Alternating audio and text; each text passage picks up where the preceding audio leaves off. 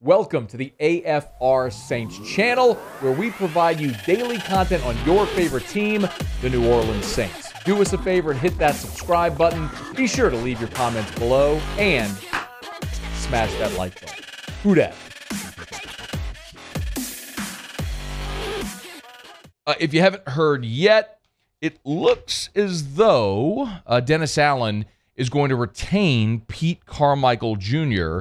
as his offensive coordinator. Want to remind you that there were initial reports after Dennis Allen was hired that Carmichael was going to stay on staff, but not as OC. That was an initial report. The Saints then went and did a variety of different interviews, kicked the tires, different places. Liam Cohen from Kentucky, Jay Gruden, Scotty Montgomery, another that they looked at. And ultimately, it appears as though it's led back to this point. As a matter of fact, here's what Ian Rappaport just about an hour ago had to say on the NFL Network. Forgive me, we're having a little trouble with the audio. I apologize. But Rappaport, I don't know why we're not. You can't hear it? All right, well, Rappaport and the NFL Network essentially reported the news that the Saints are going to retain Pete Carmichael Jr. I want to remind you, when Dennis Allen was hired, and he was asked initially about making those coordinator hires, here's what he said. I don't know that we've come to any concrete decisions about everything. I do think that we have a lot of great pieces in place. I think that's one of the unique things about this job. This was not a broken job. This is a job that is a desirable job. This is a job that has a foundation and a culture of winning that's already been built. And so my job, as I see it, is, man, I want to try to build on that. I want to try to continue this winning tradition. And I don't see this as something where we need to have a ton of change. So that's why that comment was why it was a little perplexing initially when we heard Pete Carmichael wasn't going to be retained. So follow me along here. Dennis Allen's hired. Throughout the whole process, one of the big appealing parts of DA was, hey, look, you've had this winning culture. You don't need to change it a lot. You can maintain Pete Carmichael as OC. You got the same people in the building, the same terminology. The players are familiar. All of that stuff makes a lot of sense. You just promote Ryan Nielsen or Chris Richard to defensive coordinator. Like, all of that just made sense, that you keep the structure, culture, everything, continuity in place. And then Dennis Allen's hired. He says it right there. I don't think there needs to be a lot of change. So then we get the report that Carmichael's staying on staff, but they're going to bring in a new OC. Well, now they're bringing in DC candidates as well. And so there's this feeling like, well, they are rocking the boat and they are changing a lot of things. And to be clear, my feeling on it has been, you hired Dennis Allen, so you've got, he is ultimately going to be responsible for whatever the results are. You've got to allow him the opportunity to build his staff and build this organization in his image, in his likeness, however he wants it, because he's the head coach. He's not trying to imitate Sean Payton. He's doing his thing. So, yes, there's going to be some consistency on staff. Look, I mean, Doug Marrone's back. Doug Marrone was on the initial staff in 2006 along with Dennis Allen and Pete Carmichael. They brought him back to be the offensive line coach. Cool. I would have been very, very, very intrigued had they been able to kind of go get the big name, right?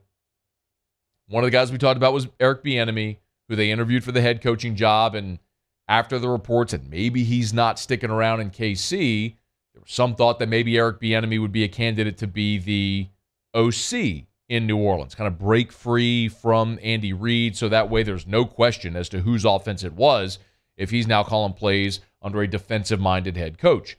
Maybe that's the opportunity Bieniemy needed. That would have been very appealing to me. That would have been very appealing. But outside of that, I don't think you need change just for the sake of change. I want to remind you something. Pete Carmichael has called plays before. Pete Carmichael called plays in New Orleans in 2011, 2012, and 2016. Do you remember how those seasons went offensively? 2011 is the single greatest season in New Orleans Saints history. Now, it ended in devastating fashion in the divisional round at Candlestick Park at the hands of Vernon Davis.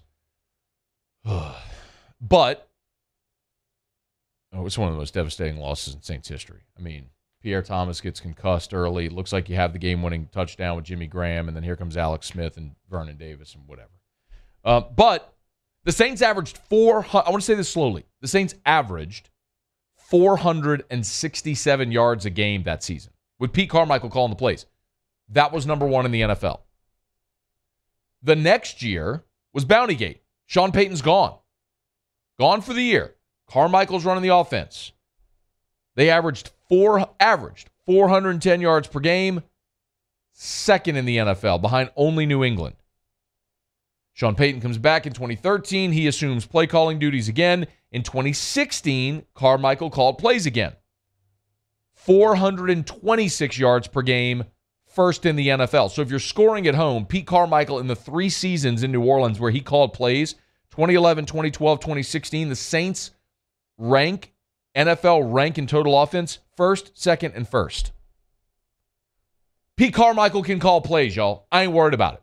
He can formulate a game plan. He can call plays effectively. He's done it. That ain't a problem.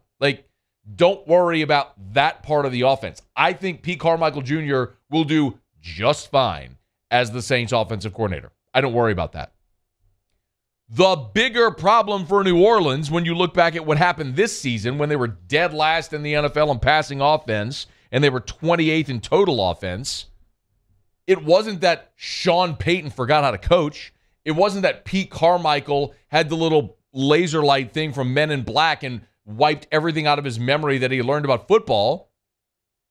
They used 4 different quarterbacks, man.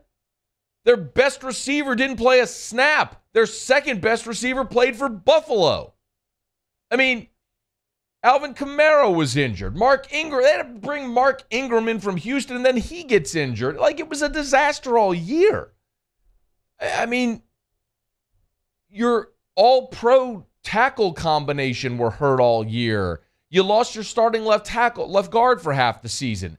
I mean, it was just everybody got hurt. It was a disaster. It was a mash unit offensively. So I don't put the results of this season on the coaching staff. It was injuries. So get you a quarterback. If it's Jameis Winston, if you go to free agency somewhere else, if it's someone in the draft, whatever it may be, go get you a quarterback because we know it's not going to be Taysom Hill.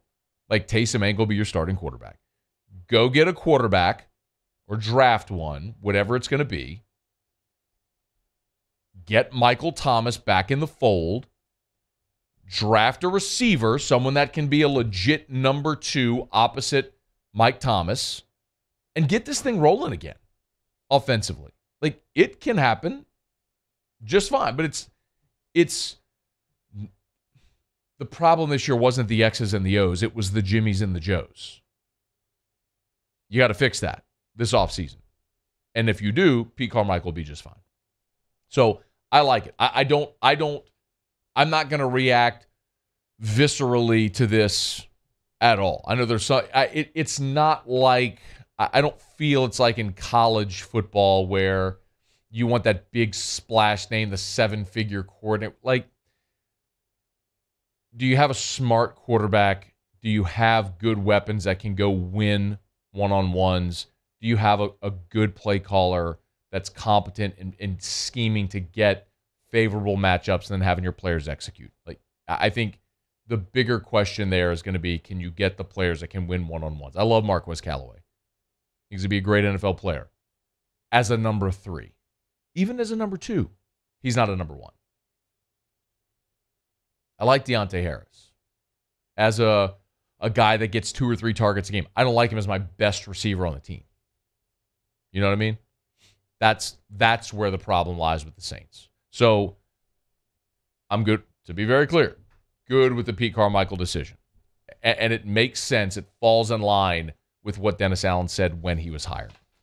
Now, they got to hire a defensive coordinator, and we'll see who that might be. Do they stay in-house? They've already brought in some outside candidates to interview, and if they do follow the same path they did with the head coaching job, they interviewed their outside candidates and then their in-house candidates. And we'll see. Hey, thanks so much for watching. Please leave your comments. I love to interact, and be sure to hit the red subscribe button below.